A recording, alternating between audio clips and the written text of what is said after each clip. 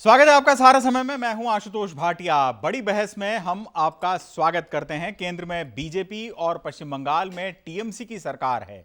2021 में प्रचंड जीत के साथ ही ममता के तेवर केंद्र सरकार, प्रधानमंत्री और बीजेपी के प्रति इतने तल्ख हो गए कि पार्टी की मर्यादाएं टूट गईं। नतीजों के बाद ही टीएमसी के कार्यकर्ता इतने उग्र हो गए कि अगले 3 दिन तक पश्चिम बंगाल में हिंसा का तांडव लगातार चलता रहा। ऐसी हिंसा जिस पर कलकत्ता हाईकोर्ट ने भी फटकार लगाई और सुप्रीम कोर्ट ने भी जिसका संज्ञान लिया।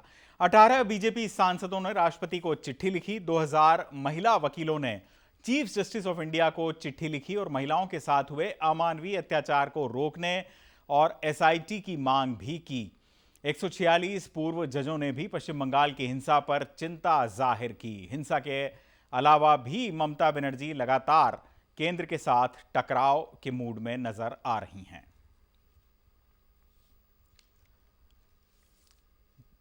जो तस्वीरें आप देख रहे हैं वो पश्चिम बंगाल की है। पश्चिम बंगाल में हिंसा की तस्वीरें आपने देखी जो कि लगातार इस वक्त जारी है।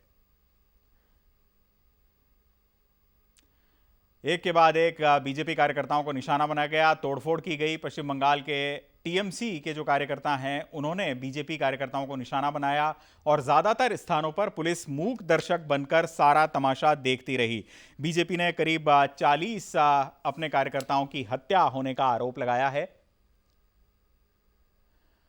पार्टी का यह आरोप है कि पश्चिम बंगाल में विधानसभा चुनाव के नतीजों के बाद टीएमसी कार्यकर्ताओं द्वारा प्रायोजित हिंसा में बीजेपी के 40 कार्यकर्ताओं की जान चली गई है।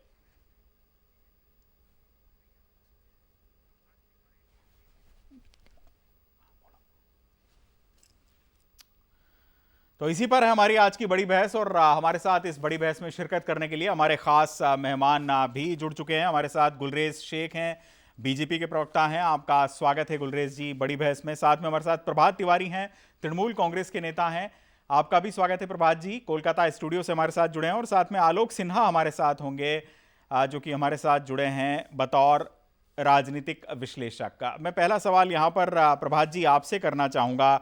ऐसा क्यों है कि चुनाव के पहले भी पश्चिम बंगाल में लगातार हिंसा हो रही थी, चुनाव के दौरान भी हिंसा होती रही, मैं राजनीतिक हिंसा की बात कर रहा हूं, और अब जबकि चुनाव संपन्न हो चुके हैं तब भी प्रदेश में हिंसा का दौर लगातार जारी है। आखिर राज्य के कानून और व्यवस्था के अमले को हुआ क्या? ऐसा क्यों है कि पश्चिम बंगाल में हिंसा की तस्वीरें लगातार आ रही हैं?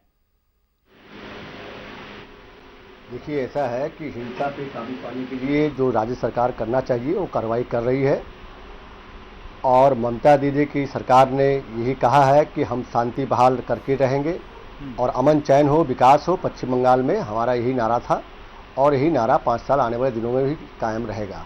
मैं यही तो बात से पूछना चाह रहा हूँ ना प्रभात जी की जो नारा था वो धरातल पर नजर क्यों नहीं आ रहा?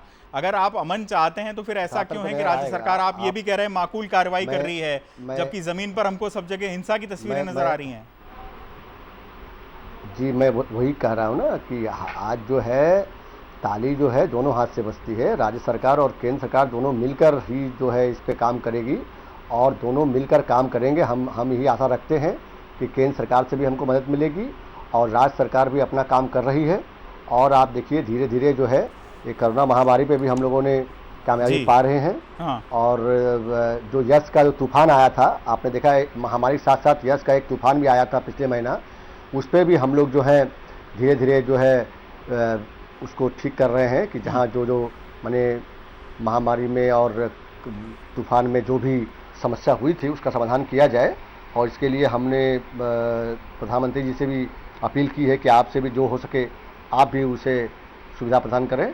तो हम राज्य सरकार और केंद्र सरकार दोनों मिलकर आने वाले दिन में पश्चिम बंगाल ठीक है। यास चक्रवात पर आप सहयोग की बात कर रहे हैं, अन्य मुद्दों पर कर रहे हैं, कोरोना महामारी से लड़ने में कर रहे हैं, वो तो सही है, लेकिन लॉ एंड ऑर्डर का मैं यहां पर स्ट्रिक्टली जिक्र कर रहा हूं प्रभात जी। 5 जून को कोलकाता में बीजेपी दफ्तर के बाहर बम मिलते हैं। 6 जून को भाटापाड़ा में बीजेपी कार्यकर्ता की बम मारकर हत्या हो जाती है। 6 जून को ही बीजेपी के सांसद अर्जुन सिंह के घर के बाहर बम मिलते हैं, बम फटता है। 14 तारीख को भी एक हमला होता है, 14 मई को बांकुड़ा में बीजेपी के सांसद सुभाष सरकार पर। एक के बाद एक बीजेपी कार्यकर्ताओं और पार्टी के जो आम नेता हैं उनको निशाना बनाया जा रहा है और आप कह रहे हैं कि इसमें केंद्र सरकार की मदद की दरकार है क्या? देखिए, मैंने सारी बातें खोल कर कह दी कि किस किस बात पे हम लोग राज्य सरकार और केंद्र सरकार काम करेंगे। हमारा जो काम है हम कर रहे हैं और आगे भी करते रहेंगे। ममता दीदी ने जो वादा किया उसको पूरा करेगी, आप चिंता न करें। अभी जस्ट हम लोगों ने 10 तारीख को ही शपथ लिया है मंत्रियों ने, और उसके बाद से कोरोना महामारी पे हम लोग काबू पा रहे हैं और धीरे धीरे हर चीज़ों पर हम आगे बढ़ रहे हैं। आप थोड़ा समय दीजिए और कार्रवाई होगी, और जो भी इस पर गलत काम कर रहा है उसको हम बख्शेंगे नहीं, चाहे वो जो भी हो, भाजपा का हो, कोई भी पार्टी का हो, उससे हमको मतलब नहीं है। नहीं, गलत अच्छी काम बात करने है, वाला गलत होता है, अच्छी कोई बात है पार्टी का प्रभात नहीं जी। होता है। आपको 5 साल कार्यकाल के लिए मेरी ओर से अग्रिम शुभकामनाएं। पश्चिम बंगाल का शासनकाल बहुत अच्छे से चले, पूरी गवर्नेंस। लेकिन मेरा सवाल आपसे यह था कि 40 बीजेपी कार्यकर्ताओं की हत्या होने का आरोप आप पर है। इन हत्याओं के लिए जिम्मेदार कौन है? देखिए, आरोप लगाने से तो नहीं होता ना, उसको तो प्रूफ करना होगा ना। उसके लिए लॉ एंड ऑर्डर है, कोर्ट है, वो उस पर प्रूफ होगा। देखिए, ऐसा है ना कि भाजपा वाले जो है, आप थोड़ा से अपने आप को बदल लें, क्योंकि इलेक्शन के पहले उन्होंने बहुत कुछ किया, साम दाम दंड भेद जो करना था कर लिया, लेकिन पश्चिम बंगाल की जनता ने उन्हें नकार दिया, और नकार कर ऐसा कर दिया कि वो जो है मतलब 100 का आंकड़ा भी पार नहीं कर पाए। जो हम लोग बार बार कह रहे थे कि आप 100 का आंकड़ा पार नहीं कर पाइएगा। तो अब भाजपा वाले अपने आप को बदल लें और प्रतिपक्ष की भूमिका में आ जाएं, और बैठकर हमारे साथ बैठकर प्रतिपक्ष की भूमिका निभाएं और अच्छे कामों पर वो ध्यान दें। नहीं, मैं तो आम कार्यकर्ताओं का यहाँ पर जिक्र कर रहा था प्रभात जी। भाजपा के साथ आपके जो केंद्र सरकार के साथ जिस तरह के टर्म्स होंगे उन पर तो मैं आगे आऊंगा। आलोक सिन्हा हमारे साथ राजनीतिक विश्लेषक जुड़े हुए हैं। आलोक जी, आपसे मैं जानना चाहूंगा कि चुनाव से पहले भी पश्चिम बंगाल में काफी ज्यादा हिंसा हो रही थी, उसके बाद भी होती रही। यूं तो राजनीतिक हिंसा के मामले में पश्चिम बंगाल देश के अन्य राज्यों से कई गुना ज्यादा है, जब सीपीएम और टीएमसी के कार्यकर्ताओं के बीच भी इसी तरह की झड़पें होती थी। लेकिन अब जबकि नतीजा आ चुका है और एक कॉम्प्रहेंसिव विक्ट्री यहां पर ममता बनर्जी की हो चुकी है, सत्ता पर काबिज वो हो चुकी हैं, आखिर क्या कारण है? क्या हम ये कहें कि ममता बनर्जी केंद्र की सरकार के साथ टकराव के बहाने ढूंढती रहती हैं?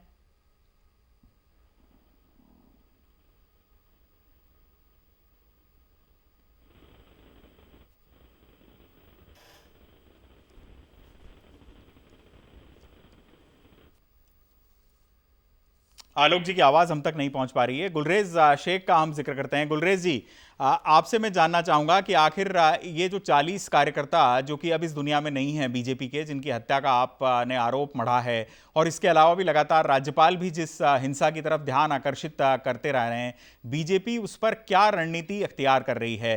पार्टी वहां पर एक सिग्निफिकेंट ओपोजिशन बनकर उभरी है, केंद्र में भी काबिज है। आखिर पश्चिम बंगाल का आम कार्यकर्ता जो कि बीजेपी का समर्थक है, जिसने बीजेपी को वोट दिया, उसको अगर इस तरह के दिन देखने पड़ रहे हैं तो पार्टी उसको बचाने के लिए कर क्या रही है? कि ये हिंसा क्यों हो रही है, इसको समझने के लिए किसी प्रकार के रॉकेट साइंस की आवश्यकता नहीं है। अभी हमारे पहले जो तृणमूल कांग्रेस के प्रवक्ता महोदय बात कर रहे थे, उनकी बातों से ही लग रहा था स्पष्ट रूप से कि ये स्टेट स्पॉन्सर्ड हिंसा चल रही है। और चाहे मालदा हो, चाहे मुर्शिदाबाद हो, अलग अलग जगहों पर बस्तियां के बस्तियां जला दी गई हैं, की इज्जतें लूटी गई हैं और लोगों को मारा गया है। यही बात बार बार धनखड़ जी बोल रहे हैं, जिनको तृणमूल का हर नेता काउंटर कर रहा है, हर नेता उनका विरोध कर रहा है। आप देखिए कि आज इसीलिए जो शुभेंदु अधिकारी जी हैं, जो लीडर ऑफ अपोजिशन, आज अमित शाह जी से मिले हैं, गृह मंत्री महोदय से, कल पीएम साहब से भी मिलेंगे, क्योंकि ये स्थिति जो है बहुत खराब है। और मैं ऑन स्क्रीन, पूरा देश देख रहा है इस प्लेटफॉर्म से, मैं टीएमसी के प्रवक्ता से पूछता हूं, और जो प्रवक्ता होता है वो पार्टी का मुंह होता है, तो मैं प्रवक्ता महोदय से पूछता हूं, आप कह रहे हैं कि आप चाहते हैं कि राज्य और केंद्र साथ काम करें, क्या आपकी पार्टी ये चाहती है? क्या हम यहाँ पर पैरामिलिट्री फोर्सेस भेज दें केंद्र से? क्या आप चाहते हैं कि आर्मी को भेज दें? क्या चाहते क्या है आप? जो ये बार बार कह रहे हैं कि केंद्र और राज्य एक साथ काम करेंगे, पुलिस आपके हाथ में है, एडमिनिस्ट्रेशन आपके हाथ में, और आप बोल रहे हैं केंद्र और राज्य साथ काम करें। अब दो ही ऑप्शन बचते हैं, या तो पैरामिलिट्री फोर्सेस को भेज दिया जाए केंद्र के द्वारा, या फिर राष्ट्रपति शासन लगा दिया जाए। इनसे पूछिए क्या चाहते हैं, क्योंकि मुझे इनकी बात समझ नहीं आया। बताइए प्रभात जी, आपके लिए सवाल है गुलरेज जी की तरफ से। मैं समझा दे रहा हूं। भाजपा के हमारे मित्र जो है समझ नहीं पा रहे, मैं समझा दे रहा हूं। भाई साहब, सबसे पहला चीज है महामारी, कोरोना महामारी, जो आपके प्रधानमंत्री जी ने किया है। पिछले साल बार बार हम लोगों ने कहा, लेकिन आप लोग कोरोना महामारी पे ध्यान नहीं दिए और कोरोना महामारी जो है पूरे हिंदुस्तान में फैल गई। इस साल भी 20 मिनट होके सुन ले, आप 20 मिनट होके सुन ले, पहले मेरी बात सुन ले, 20 मिनट बोले, आपके नहीं कह रहे कुछ नहीं होगा। आप मुझे सुन ले, पहले आप मुझे सुन ले प्लीज। नहीं, आप डाइवर्ट नहीं करेंगे, आप चीजों को डॉज नहीं करेंगे। अभी चर्चा किस विषय पर है? हिंसा के ऊपर है। आप कोरोना पर लगा रहे हैं, लोग मारे जा रहे हैं, औरतों की इज्जतें लूटी जा रही है, बस्तियां चलाई जा रही है, और आप बात कर रहे हैं कोरोना पर आ गए। इसको कहते हैं प्रभात जी, लॉ एंड ऑर्डर। प्रभात जी, गुलरेज जी और प्रभात जी, आप जो है दवाई नहीं देते हैं, आप जो है फंड नहीं देते हैं, और आप बात करते हैं भाजपा के मित्र, हमारी बात सुन लीजिए। आप लोग देश को जला रहे हैं, भाजपा जो है भारत जनाब पार्टी है, भारत जला रही है। कोरोना महामारी हो या जो भी हो, भाजपा काम है देश जलाना। 7 साल में आपने क्या काम किया है? प्रभात जी, प्रभात जी, भारत को महामारी में फेंक दिया आप लोगों ने। गुलरेज जी एक मिनट, प्रभात जी, प्रभात जी एक मिनट, मेरा आपसे सवाल यह है, प्रभात तिवारी जी, मेरा आपसे सवाल यह है, यहां पर गुलरेज जी ने जो बात कही, हम थोड़ा सा बहुत सारे विषय ना लाएं यहां पर, क्योंकि फिर बहुत जनरलाइज बात हो जाएगी। आपने कहा केंद्र सरकार के सहयोग की दरकार है। मुद्दा पश्चिम बंगाल में लॉ एंड ऑर्डर सिचुएशन और लगातार होती हुई राजनीतिक हिंसा है। पश्चिम बंगाल में फैल रही राजनीतिक हिंसा पर लगाम लगाने के दृष्टिकोण से केंद्र सरकार से आपको किस प्रकार की मदद चाहिए, यही मेरा आपसे सवाल है। गुलरेज जी भी यही जानना चाह रहे थे, वो कह रहे थे क्या हम राष्ट्रपति शासन लगाएं या फिर पैरामिलिट्री फोर्सेस वहां पर भेजें? तो यही चाहिए। सुनिए, जब आपको अंगूर खट्टे होते हैं, सुनिए मैं बता रहा हूं, गुलरेज भाई सुन लीजिए, जब अंगूर खट्टे होते हैं तो ऐसी बात की जाती है, राष्ट्रपति शासन लगा दे, सीआरपीएफ भेज दे। अरे भैया पहले बात तो सुन लीजिए, मैंने कहा कोरोना महामारी चल रही है, मैंने जो कहा पहले उसको ध्यान दीजिए। कोरोना महामारी पूरे हिंदुस्तान में नहीं पूरे विश्व में चल रही है, पश्चिम बंगाल उससे अलग नहीं है। फिर उसके बाद यहाँ तूफान भी आया, उससे भी हम लोग जो है झेल रहे हैं। तो हमारा कहना ये था कि हम लोग जो है जिसपे हमारा काम है वो हम कर रहे हैं, और जिसपे केंद्र सरकार का काम है वो भी करें, और हम सब मिलजुल कर पश्चिम बंगाल के लिए, देश के लिए काम करें, तो अच्छा होगा। तो जनता जो हमें चुनती है वो पूरे सबके लिए चुनती है और काम करने के लिए चुनती है। तो जनता ने हमें चुना है, अब आप जो है नौटंकी करना बंद कर दें। भाजपा वाले अंगूर आप खट्टे हो गए हैं, आपको अंगूर नहीं मिले, आप सरकार में नहीं आ पाए, इसलिए आप शांत होकर 5 साल बैठ जाए और प्रतिपक्ष की भूमिका निभाएं। पश्चिम बंगाल में दीदी ने सरकार बनाया है, उन्हें समय दे, उन्हें मौका दे, वो काम कर रही थी और आने वाले 5 साल में काम करेगी। चलिए लौटेंगे आपके पास। प्रभात जी मैं लौटूंगा आपके पास, प्रभात जी लौटूंगा, गुलरेज जी लौटूंगा मैं आपके पास। हमारे साथ आलोक सिन्हा है, राजनीतिक विश्लेषक, उनका हम रुख करते हैं। आलोक जी, यहाँ पर लगातार पश्चिम बंगाल के जो हालात हैं और जिस तरह के इश्यूज हमारे सामने आ रहे हैं, केंद्र और राज्य के संबंधों में टकराव की स्थिति आ रही है, राजनीतिक हिंसा राज्य में लगातार हो रही है, बीजेपी के 40 से ज्यादा कार्यकर्ता, पार्टी कह रही है कि उनको मार डाला गया है चुनाव के बाद।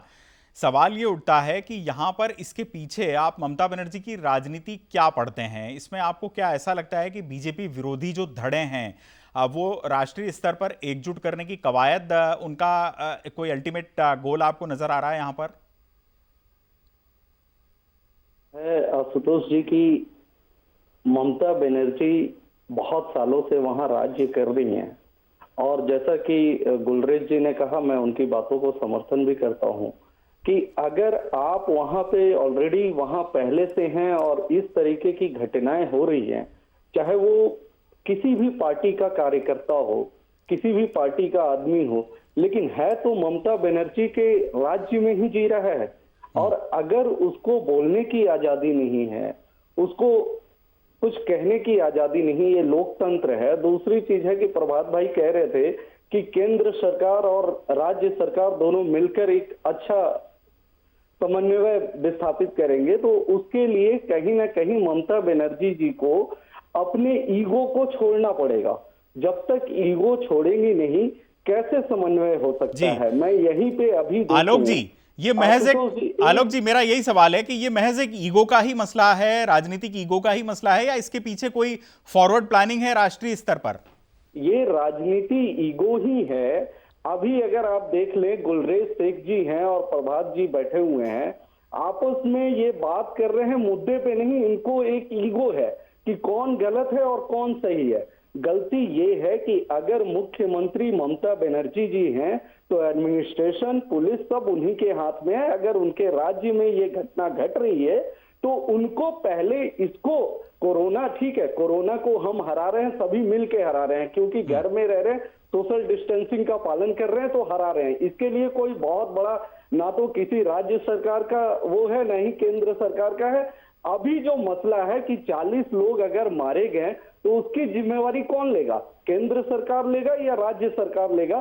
तो मैं अगर बात करूं तो मुझे लगता है कि इसमें राज्य सरकार की कहीं ना कहीं नकारापंथी है कि वो बीजेपी के लोगों को या बीजेपी को वो मतलब बचा नहीं पा रहे हैं। मुझे लगता है कि सरकार किसी की भी हो, ममता बनर्जी की हो, किसी की भी हो, सरकार अगर है वहां पे जनता जो है वो ममता बनर्जी के जाहिर तौर पर लॉ एंड ऑर्डर की जिम्मेदारी राज्य सरकार की ही आती है। बिल्कुल ठीक, यहां पर आलोक जी आपने कहा। मैं प्रभात जी एक बार फिर आपका रुख करूंगा और आपसे मेरा यह सवाल है कि चंद रोज पहले पश्चिम बंगाल की मुख्यमंत्री और आपकी सर्वोच्च नेता ममता बनर्जी ने एक बात कही कि पश्चिम बंगाल राज्य के हित के दृष्टिकोण से या बंगाल के फायदे के लिए मैं प्रधानमंत्री नरेंद्र मोदी के पैर भी छू लूंगी। अगर स्थिति वाकई ऐसी है तो फिर ऐसी नौबत क्यों आई कि यास चक्रवात का जायजा लेने जब प्रधानमंत्री गए थे और उन्होंने ओडिशा और पश्चिम बंगाल के तटवर्ती इलाकों का दौरा करके दोनों मुख्यमंत्रियों के साथ बैठक चाही थी, तो नवीन पटनायक के साथ तो उनकी बैठक हो गई, लेकिन आपके ममता बनर्जी उस बैठक में नहीं आई। क्या राज्य के लोगों का भला यास चक्रवात के बाद अगर केंद्र और राज्य मिलकर साथ साथ बैठती तो उसमें नहीं था? प्रभात जी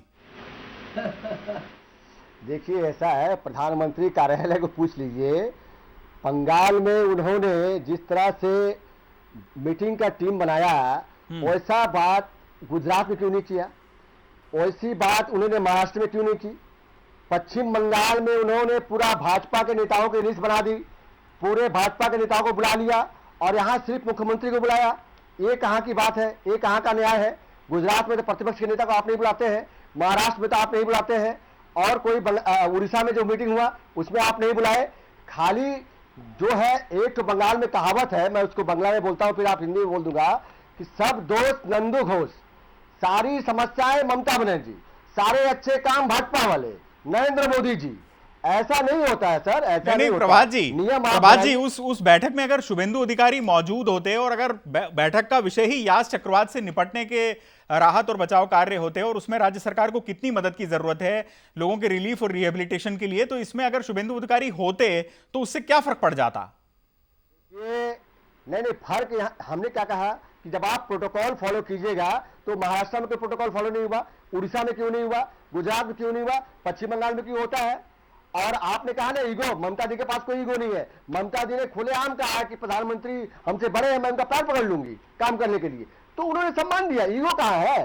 तो आप लोग जो है, ये हमारे भाई अभी बैठे हुए हैं, आलोक जी बैठे हुए हैं और भी जो हमारे भाजपा के नेता बैठे हुए हैं, तो ऐसा जो है ऐसा मसला मत बनाइए, ईगो ये वो। गुलरेज जी यहां पर प्रभात जी ये कह रहे हैं कि चक्रवात राहत के लिए जो बैठक प्रधानमंत्री ने आहूत की थी, उस बैठक में उस मॉडल का उन्होंने इस्तेमाल नहीं किया जो उन्होंने उड़ीसा में, महाराष्ट्र में या अन्य स्थानों पर वो अपनाते हैं, और उन्होंने बीजेपी के नेताओं को उसमें बुला लिया। बीजेपी के नेता किसको बुलाया? लीडर ऑफ अपोजिशन को बुलाया। और कौन बीजेपी के नेता थे? क्या बीजेपी के सांसद थे, बीजेपी के प्रदेश अध्यक्ष थे या कैलाश जी थे? कोई नहीं। उनका यही सवाल है कि ऐसा महाराष्ट्र में क्यों नहीं किया? हर जगह किया जाता है, कुछ भी नहीं है। उड़ीसा में नहीं है क्या? सुनिए, आप करें तो ठीक है और हम करें तो गलत है। तो इसके कोविड के ऊपर इतनी सारी जो ऑनलाइन मीटिंग करी, वर्चुअल कॉन्फ्रेंसेस की, उसमें सभी मुख्यमंत्री आए थे, लेकिन ममता बनर्जी उसमें भी नहीं जाती थी। तो ममता बनर्जी जानबूझ के केंद्र से टकराव चाहती है। जहां तक प्रधानमंत्री की बात है, यदि प्रधानमंत्री चाहते तो वो चीफ सेक्रेटरी को बुला लेते और अपने हिसाब से उन्हीं से बात कर लेते दिल्ली बुलाकर। लेकिन प्रधानमंत्री ने किसी प्रकार की ईगो को नहीं रखा, इसीलिए खुद बंगाल गए, खुद ममता दीदी को बुलाया। लेकिन ममता दीदी यदि ईगो चाहती है फिर फिजूल का टकराव चाहती है या फिजूल में चाहती है कि अपने आप को लाइमलाइट में लाना प्रधानमंत्री से टकराकर, तो इससे जनता का हित नहीं होना है, बंगाल का हित नहीं होना है। हो सकता है ममता बनर्जी की ईगो फुलफिल होती हो सकता है कहीं ना कहीं ऑपोजिशन में उनका स्ट्रेचर बढ़ता हो, लेकिन बंगाल की जनता का स्ट्रेचर कम ही होगा। गुलरेज जी, मेरा आपसे ये सवाल है कि तमाम सारे स्टेप्स लिए जा रहे हैं, आप बहुत सारे सांसद 18 सांसदों ने मिलकर चिट्ठी भी लिखी और उस चिट्ठी में उन्होंने चाहा का क्या, ये भी आप बताएं। राष्ट्रपति को उन्होंने चिट्ठी लिखी और पार्टी यहां पर क्या करने जा रही है, बीजेपी का क्या रुख है? पश्चिम बंगाल की हिंसा तो स्पष्ट तौर पर अगर आप ये कह रहे हैं कि राज्य प्रायोजित है तो वो थमने नहीं वाली, तो क्या पश्चिम बंगाल का जो बीजेपी कार्यकर्ता है उसको इसी तरीके से छोड़ दिया जाएगा? केंद्र सरकार की यहां से आगे नीति क्या होगी, क्या करेगी केंद्र सरकार? देखिए, जहाँ तक पार्टी का विषय है, पार्टी अपने एक कार्यकर्ता के साथ खड़ी है। कई जगहों पर आप पूछिए ना, आपके राजनीतिक विश्लेषक से, यहाँ तक टीएमसी वालों से पूछिए कि हमने किराए के मकान लेकर उन लोगों को जिनके बस्तियों को उजाड़ दिया गया है, हमारे कार्यकर्ताओं को रखा है, उनको खाना दिया जा रहा है, उनको स्वास्थ्य का चिंता की जा रही है। पार्टी साथ खड़ी है, लेकिन सरकार विरोध में खड़ी है यहाँ पर बंगाल की। जहाँ तक केंद्र क्या करेगा, ये केंद्र का लुकआउट है। पार्टी, संगठन और सत्ता दोनों में अंतर होता है, लेकिन पार्टी ने अवगत कराया है, चाहे वह राष्ट्रपति महोदय को अवगत कराना हो, चाहे राज्यपाल जी को कराना हो, चाहे गृह मंत्री जी को कराना हो, वो कल पार्टी जो है वो प्रधानमंत्री जी को भी अवगत कराएगी। चलिए, अवगत कराएगी। कॉन्क्रीट एक्शन लेगी या नहीं, ये अभी फिलहाल नहीं कहा जा सकता। आलोक सिन्हा जी, आप बताइए, केंद्र के पास ऑप्शन क्या है पश्चिम बंगाल के इन हालात के मद्देनजर? देखें, जिस तरीके का माहौल क्रिएट हो रहा है, अगर ऐसा ही माहौल चलता रहा तो मुझे लगता है कि सबसे पहले, देखें, मैं किसी पार्टी से नहीं हूं, लेकिन मैं फिर भी कहना चाहता हूं कि सबसे पहले ममता बनर्जी जी को इस्तीफा सौंपना चाहिए और केंद्र सरकार को वहां राष्ट्रपति शासन लागू करनी चाहिए। रीजन की जब वहां की जनता सेफ नहीं है तो उस सरकार का क्या मायने पड़ता है। और दूसरी चीज है कि जैसा प्रभात भाई कह रहे हैं कि ईगो की बात नहीं है, आपके यहाँ कोई मैं प्रधानमंत्री जी अगर बड़े हैं और आपके यहाँ गए हैं, क्या उन्होंने गलती किया, क्या सही किया, पहले आपको जनता के लिए उनके पास जाके मिलना चाहिए। दूसरी चीज की आपके यहाँ सचिव भी 1 घंटे बाद पहुंचे, उसका जवाबदेही कौन देगा? आखिर इतना हिम्मत आया कहां से कि प्रधानमंत्री एक राज्य में पहुंचता है और वहां का सचिव 1 घंटा लेट पहुंचता है, प्रधानमंत्री पहले पहुंचता है। और सबसे बड़ी चीज है कि इस देश में अब देखने को मिला है आशुतोष भाई कि प्रधानमंत्री बट गए हैं। प्रधानमंत्री बीजेपी के हैं, हमारे नहीं है। हम जैसा हम सोचने लगे हैं कि प्रधानमंत्री बीजेपी का, अगर वो प्रधानमंत्री है और पद पे बैठे हैं तो वो सिर्फ और सिर्फ इस देश के प्रधानमंत्री है और उनका इज्जत करना हम सबका वो है। प्रभात जी, ये कहना बहुत आसान है। प्रभात जी, ये कहना बहुत आसान है कि आप भाजपा के समर्थन में बोल रहे हैं, आप राजनीतिक हिंसा को लेकर कोई बात कह नहीं पा रहे हैं, आप ये बता नहीं पा रहे हैं कि ममता बनर्जी यास चक्रवात की बैठक में वहां पर क्यों नहीं पहुंची थी, ना राजनीतिक हिंसा कैसे थमेगी इसका कोई रोड मैप आप दे पा रहे हैं, न ये साबित कर पा रहे हैं कि हिंसा स्टेट स्पॉन्सर्ड नहीं है। केवल यानी आपकी हिंसा के समर्थन में बैठ जाएं क्या राजनीतिक विश्लेषक? की जो दीदी थी वो दलादली से ऊपर नहीं उठ पा रही थी, वो मुख्यमंत्री के परिप्रेक्ष्य में नहीं आ पा रही थी, तो उस लेवल को क्रॉस नहीं कर पा रही थी, पॉलिटिकल लेवल को। जबकि प्रधानमंत्री देश के प्रधानमंत्री की तरह प्रदेश के मुख्यमंत्री को बुला रहे थे और अभी भी उनको प्रदेश के गार्जियन की तरह एक्ट करना चाहिए। अच्छा, एक मिनट चाहिए कि हमारे पॉलिटिकल ओपोनेंट है तो गुलरेज जी मेरा सवाल है, गुलरेज जी मेरा सवाल है, मैं आपसे ये जानना चाहता हूं प्रभात जी कि अभी प्रधानमंत्री नरेंद्र मोदी की जो वैक्सीनेशन का सर्टिफिकेट लोगों को वैक्सीन लग रहा है उसमें प्रधानमंत्री नरेंद्र मोदी की तस्वीर चस्पा की जा रही है। कुछ लोगों का ऐसा ख्याल है कि प्रधानमंत्री नरेंद्र मोदी की तस्वीर उस पर नहीं लगनी चाहिए, आपका क्या ख्याल है इस बारे में? क्या प्रधानमंत्री की तस्वीर होनी चाहिए या नहीं? देखिए ना, मैं बता रहा हूँ, प्रधानमंत्री की फोटो लगे कि नहीं लगे ये बात की बात है। सबसे पहले सबको दवा मिले, वैक्सीन मिले। फोटोबाजी जो है भाजपा वालों का काम है, वो प्रचार प्रसार में हमेशा लगे रहते हैं।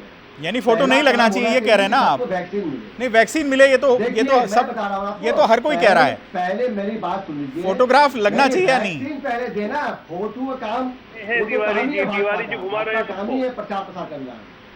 अच्छा, नहीं, कुछ नहीं घुमा रहे हैं। सुनिए, तिवारी जी जो है सही बोल रहे हैं। तिवारी जी कोई स्पष्ट सही नहीं बोल बात रहे हो करते ना, हैं। आप सही ऐसा बोल रहे है। हो ना, आपकी मैडम सही बोल रही है। प्रभात जी, फोटोग्राफ मैं ऊपर से नहीं आ रहा फोटोग्राफ हूं। तो पश्चिम मैं बंगाल नीचे में से आ जिनको रहा हूं। वैक्सीनेशन लगेगा उस पे ममता बनर्जी भी लगा रही हैं। आए नहीं हो, आप बहुत नीचे हो।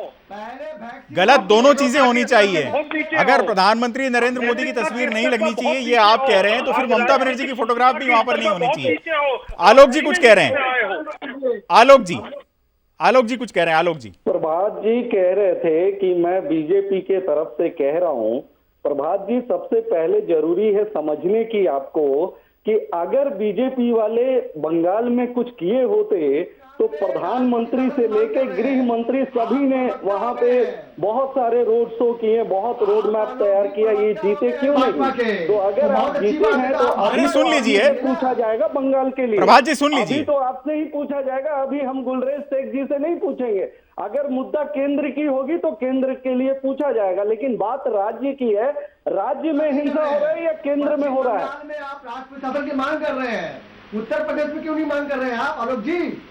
सर, अभी बात यहाँ उत्तर प्रदेश की हो रही है, बात यहाँ बिहार की हो रही है, जो बात यहाँ बंगाल की हो रही है। अगर उत्तर प्रदेश की बात करने से ऐसा है प्रभात जी, जब उत्तर प्रदेश में जब उत्तर प्रदेश में हाथरस जैसी कांड हुई तो हमने बीजेपी के लिए भी बोला। आप हमारा फेसबुक पे जाके चेक कर सकते हैं, आप हमारे ट्विटर पे जाके, यूट्यूब पे जाके चेक कर सकते हैं। जिसकी गलती होगी उसी को बोला जाएगा। बंगाल की बात हो रही है तो सिर्फ बंगाल की बात होगी। बंगाल में लोग अभी मर रहे हैं, अभी उत्तर प्रदेश में नहीं मर रहे हैं। बंगाल के बारे में आप क्या जानते हैं? चलिए, बात बिल्कुल स्पष्ट नजर आ रही है यहाँ पर कि ऐसा लगता है कि फिलहाल केंद्र और राज्य के संबंधों में एक अभूतपूर्व तनाव पश्चिम बंगाल के परिप्रेक्ष्य में हम कहें तो वो देखने को मिल रहा है। और फेडरल स्ट्रक्चर का भी सवाल बहुत सारे लोग यहाँ पर उठा रहे हैं, लेकिन सवाल ये उठता है कि क्या एक राज्य सरकार राजनीतिक प्रतिद्वंदिता के कारण एक कॉन्स्टिट्यूशनल फ्रेमवर्क में रहते हुए काम नहीं कर सकती, या ममता बनर्जी की राजनीतिक महत्वाकांक्षा जोर मार रही है और पश्चिम बंगाल विधानसभा के चुनाव में जीत के बाद वो राष्ट्रीय स्तर पर मोदी विरोधी मुख्यमंत्रियों का या पॉलिटिकल पार्टीज का गठबंधन बनाने की दिशा में आगे बढ़ रही हैं। आने वाले दिनों में ये राजनीति भी स्पष्ट होगी और हमारी नज़र उस पर भी होगी। फिलहाल बड़ी बहस में आज के लिए मेरे साथ इतना ही। हमारे साथ जुड़े सभी मेहमानों का मैं शुक्रिया अदा करना चाहूँगा। गुलरेज शेख, आप हमारे साथ जुड़े, आपका बहुत बहुत शुक्रिया। तिवारी जी, आपका भी बहुत बहुत धन्यवाद। आलोक जी, आपने हमारे लिए वक्त निकाला, आपका भी बहुत बहुत शुक्रिया।